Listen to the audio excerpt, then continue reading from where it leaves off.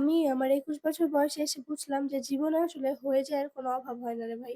যেমন ধরেন, আরে না রাগ করি নাই। মানে সাইলেন্ট একটা টর্নেডো হয়ে যায়। টাকা জমাচ্ছি বললে ওইটার সেভিংস থাকে না। অনলাইনে শপিং হয়ে যায়। ক্রাশ আপু ডাকলে রিলেশনশিপের জানাজা হয়ে যায়। এবার মার্কেটে যেয়ে আর কিচ্ছু কিনবো না। শুধুমাত্র দেখে চলে আসবো বললেও ৫ টা ব্যাগ হয়ে যায়।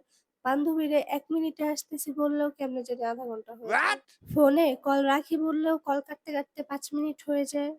একটা রিল দেখেই ঘুমায় যাবো ভাবলেও ঘুমাইতে ফজরের আজান হয়ে যায়।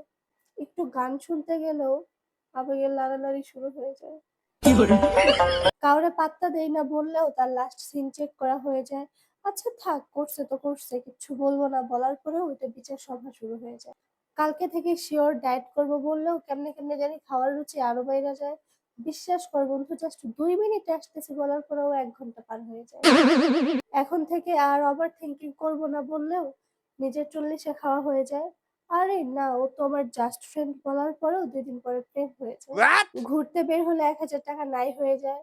রাগ করে রিপ্লাই দিব না ভাবলেও একটু পর নিজেই অনলাইন হয়ে যায়। আর আজকে অনেক তাড়াতাড়ি ঘুমায় যাব ভাবলে রাত ৩টা পার হয়ে যায়।